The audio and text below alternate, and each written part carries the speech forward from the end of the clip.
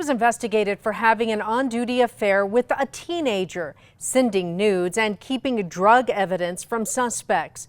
When the police officer was confronted about it, he quit the department and got another job in law enforcement here in Bernalillo County. KRQE investigative reporter Gabrielle Burkhart shows you why defense attorneys are now raising questions about whether he could be trusted to testify in court. I don't even think I'm going to sign it. I think I'm just going to resign. Just hearing those things and that he admitted to this, what goes through your mind? How in the world is he a law enforcement agent roaming the streets of Albuquerque?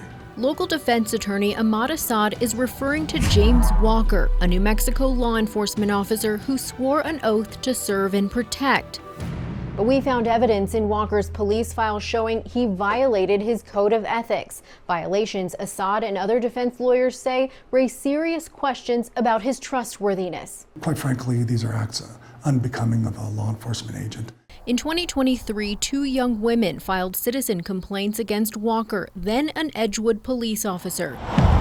They say Walker was having an affair with their 19-year-old McDonald's co-worker, that he'd show up while on duty, bring her liquor, and have sex in his police unit. The women also claim Walker sent nude photos of himself that were passed around their workplace, shared with minor co-workers. "We have 15-year-olds at work here," one woman wrote. "It's bad enough they had to see that, but it's even worse that it's a cop you guys hired," the complaint states. They also claim he's taken weed from stops and gives it to the teen. Edgewood police launched an internal affairs investigation. Those complaints that came in on Monday, and this is going to be your target letter for that complaint. Lapel video shows Walker being served with a target letter, notifying him he's under investigation. There's also a section for you to sign. Okay. Those are the areas of policy that you're being accused of violating. Essentially, you're just signing the receipt of the target letter. But after reading it over, I don't even think I'm going to sign it. I think I'm just going to resign. Because right now I'm already hired with BCSO, and I don't need stress of any of this going on right now. So Walker resigned from Edgewood and is now a deputy with the Bernalillo County Sheriff's Office. Wow, that's incredibly telling of this person's credibility. Records obtained by KRQE Investigates show Edgewood PD followed through with its internal investigation into Walker. A findings letter shows Walker admitted to taking a, quote, large quantity of marijuana on a traffic stop and kept it for his own use without tagging it into evidence. He claims he later got rid of it. The investigation also found Walker did have a sexual affair with the McDonald's employee and sent at least one naked picture of himself that was shown to teenagers. As far as having sex in his unit, the investigation did not find conclusive evidence, but the IA found he violated search and seizure, standard operating procedures, and their code of ethics, his conduct discrediting him. As a result, the state's Law Enforcement Certification Board agreed to a 45-day suspension of Walker's law enforcement certification, a punishment he served in June of 2024 with BCSO. I would want the opportunity to give the DA's office, to give BCSO a fair opportunity to tell us why, despite all this information, he's fit to be a law enforcement agent.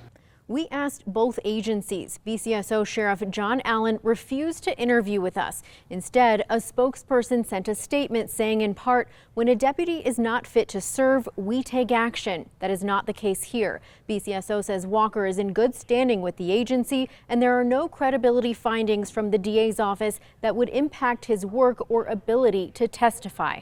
The Bernalillo County DA's office tells us they've been voluntarily notifying defense counsel of Walker's history in cases that rely on his testimony, but his name is not on what's known as the Giglio list, which names officers the DA's office no longer considers credible witnesses in court. So why isn't he on the Giglio list? And that to me is the ultimate question.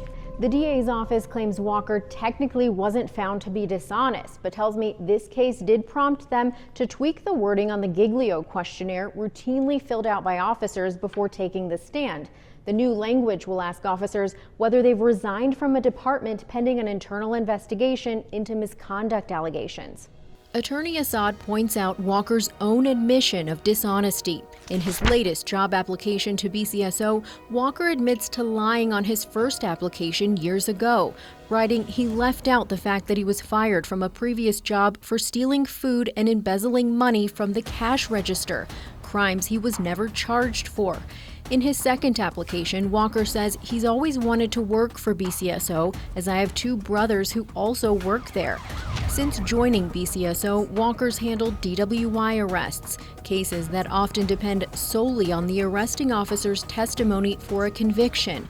And that's where Assad argues his credibility is a problem. We're entrusting law enforcement agent that pulls over your mom, pulls over your dad, pulls over your siblings. This individual is the type of individual that will continue to bring forward a shadow of doubt with respect to the credibility of law enforcement agents. Gabrielle Burkhart, KRQE Investigates. We have posted BCSO's full statement online at krqe.com.